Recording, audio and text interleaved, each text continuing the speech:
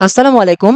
আজকের এই ভিডিওতে দেখার চেষ্টা করব কিভাবে একাধিক ভেক্টর ফাইলকে আমরা খুবই সহজে ভেক্টর স্টকে আপলোড দিতে পারি। আসলে ভেক্টর স্টকে একটা সমস্যা রয়েছে যে এখানে আমরা একাধিক ফাইলকে একসাথে আপলোড দিতে পারি না। যেটা আমরা অন্যান্য মাইক্রোস্টোর সাইট ফ্রিপিক, অ্যাডোবে স্টোর, শাটারস্টকে করতে পারি। এখানে তারা যেটা করে যে এখানে একেকটা ফাইলকে সিলেক্ট করতে হয় এবং আপলোড দিতে হয়।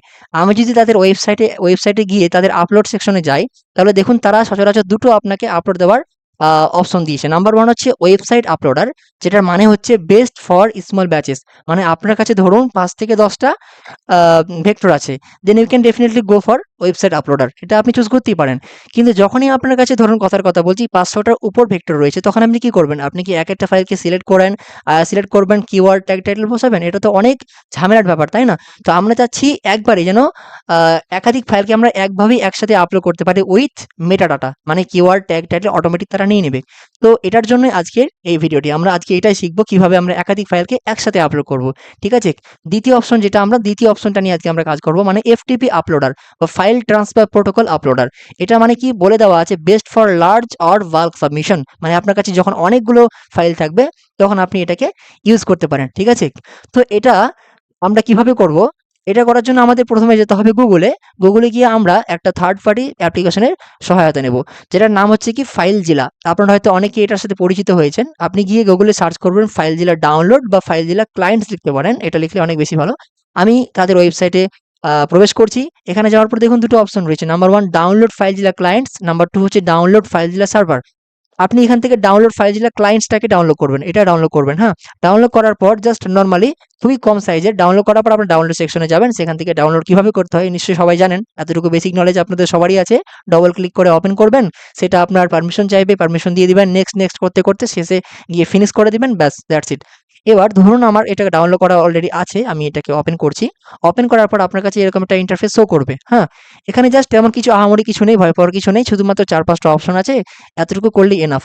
তো আমরা এটার জন্য কি করব? আমরা যাব এখানে। এখানে গিয়ে আমরা এই এফটিপি অপশনে ক্লিক করব। ক্লিক করার পর এখান থেকে আমরা ৩ টা অপশন রয়েছে। একটা হচ্ছে হোস্ট, একটা হচ্ছে ইউজার নেম, একটা হচ্ছে পাসওয়ার্ড। এখান থেকে আমরা হোস্টটাকে কপি করছি। কপি করার পরে এখানে গিয়ে এখানে দেখুন হোস্ট লেখা রয়েছে, এখানে পেস্ট করে দেব। ঠিক একই রকম ভাবে আমি এখান থেকে আমার ইউজার নেমটাকে কপি করছি। কপি করার পর এখানে এসে আমি পেস্ট করে দেব। এখানে আমার কাছে পাসওয়ার্ড আছে। এই পাসওয়ার্ডটাকে আমি কপি করছি এখান থেকে। এখানে এসে এটাকে আমি পেস্ট করে দিচ্ছি। এবার হচ্ছে পোর্ট। পোর্ট মানে কি? আপনি যদি এফটিপি আপলোড করেন তার জন্য 21, যদি আপনি এফটিপিএস আপলোড করেন তার জন্য 22। এফটিপিএস হচ্ছে যেমন আমরা শাটারস্টকে আপলোড করি এফটিপিএস এর মাধ্যমে, তো ওখানে 22 দিতে হবে। দেন আপনি এখান থেকে এন্টারও ক্লিক করতে পারেন অথবা কুইক কানেক্ট করতে পারেন। আমি এখানে কুইক কানেক্ট করছি। এটা ঠিক আছে। এখানে একবার হ্যাঁ, ঠিক আছে। এবার এখান থেকে ওকে করে দিলাম। এবার দেখেন এখান থেকে আমাদের আপলোড করার বিষয়টা যেটা আমরা করি, যে অন্যান্য মাইক্রোস্টোর সাইটে আমরা কি করি, যে সেখানে কিন্তু আমাদের ইপিএস ফাইল দিতে হয় এবং তার সাথে পিভি ফাইল দিতে হয়। এখানেও সেটাই করব। কিন্তু অন্যান্য জায়গায় কিন্তু তারা জিপ আমাদের কাছ থেকে জিপ ফাইল নেয় না। কিন্তু এখানে আপনাকে জিপ ফাইল আপলোড করতে হবে, হ্যাঁ? শুধুমাত্র জিপ ফাইলটা। প্রিভি ইমেজ বা আলাদা করে আপনাকে ভেক্টর ফাইল দেওয়ার দরকার নেই। শুধুমাত্র জিপ ফাইলটা। তো বোঝানোর পারপাসে এখানে আমি ৪ টা রেখেছি ডিজাইন। আমি ৪ টাকেই জিপ ফাইল করে দেখাচ্ছি। ১ম এ দুটোকে সিলেক্ট করেন। ভেক্টর প্লাস এই প্রিভিউটাকে দেওয়ার এখান থেকে কম্প্রেস টু জিপ। একবার রিফ্রেশ করে দিন, তাহলে এটা আপনার এলোমেলো থেকে বেঁচে যাবে। আপনার পাশাপাশি থাকবে, হ্যাঁ? আবারও সিমিলার ভাবে আমি এটাকে কম্প্রেস টু জিপ করে দিচ্ছি। আবারও রিফ্রেশ, আবারও দুটোকে ধরে কম্প্রেস টু জিপ, দেন ফাইন। এবার আমরা কি করব? এখান থেকে শুধুমাত্র জিপ ফাইলগুলোকে সিলেক্ট করব। জিপ ফাইলগুলোকে সিলেক্ট করব। কন্ট্রোল চেপে, চেপে জিপ ফাইলগুলোকে সিলেক্ট করব।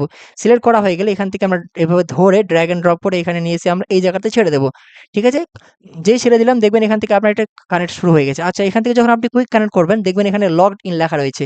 মানে এটা আপনার অলরেডি প্রসেসিং এ আছে কাজ। এটা আপনার মানে এখান থেকে কানেক্ট হয়ে গেছে আরকি। আর নিচে দেখুন দুটো অপশন রয়েছে আপনার। একটা হচ্ছে আপনার কি বলে? গ্রিন কালার, একটা রেড কালার, হ্যাঁ? এটা মানে হচ্ছে এটা আপনার কাজ করছে। এখানে ৩ টা অপশন রয়েছে। কুইকড ফাইল মানে এটা হচ্ছে আপনার কতগুলো ফাইল আপনি দিলেন সেটা দেখাবে। তারপরে রয়েছে ফেইল্ড ট্রান্সফার, মানে আপনার কতগুলো ফেইল হয়ে গেছে, নিতে পারছে না তারা, এটা দেখাবে। আর তারপরে হচ্ছে সাকসেসফুল ট্রান্সফার কয়টা। তো আমার ৩ টা ছিল, আমি ৩ টাই নিয়ে নিয়েছি তাই না? হ্যাঁ, একটু আগে দেখলেন এখানে একটা পপ আপ উঠেছিল যে ইওর ফাইল ট্রান্সফার সাকসেসফুল। তো এটাই দেখাবে এখানে। আমি এগুলোকে ডিলিট করে দিচ্ছি। এখানে দরকার নেই আমার। আমি জাস্ট বোঝানোর জন্য দেখালাম আপনাকে।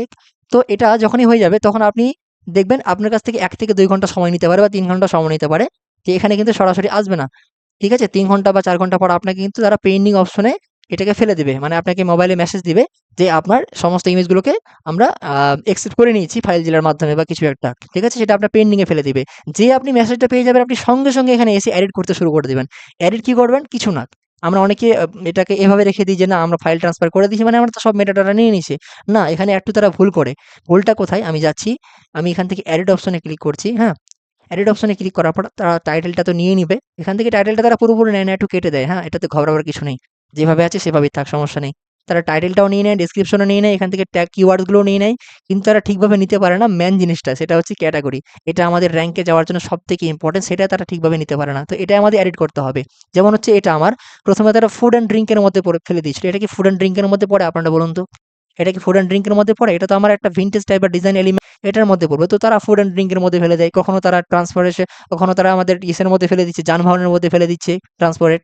তো এটাকে একটু এডিট করতে হবে, হ্যাঁ? এডিট করা যেই হয়ে যাবে এখান থেকে অনেকগুলো আপনার রয়েছে, এডিট করার অপশন রয়েছে। ক্যাটেগরিটা ফার্স্ট ক্যাটেগরি, সেকেন্ড ক্যাটেগরি।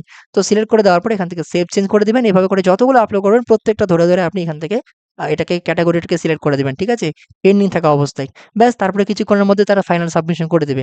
সঙ্গে, সঙ্গে মেসেজ পাওয়ার সাথে, সাথে আপনি এটা কাজটা করে দিবেন। নাহলে আপনার যখনই আপনার আ মানে কি বলবো যে মেইন জায়গায় ফেলে দিবে আপনার ফাইনাল সাকসেসফুল হয়ে যাবে তখন কিন্তু আর চেঞ্জ করতে পারবেন না। ঠিক আছে? এই কাজটা সঙ্গে, সঙ্গে করে নিবেন। তো যাই হোক বন্ধুরা, আজকের ভিডিওটি আমি এখান থেকেই স্টপ করছি। আশা করি ভিডিওটি আপনাদের অনেকই উপকার এসছে।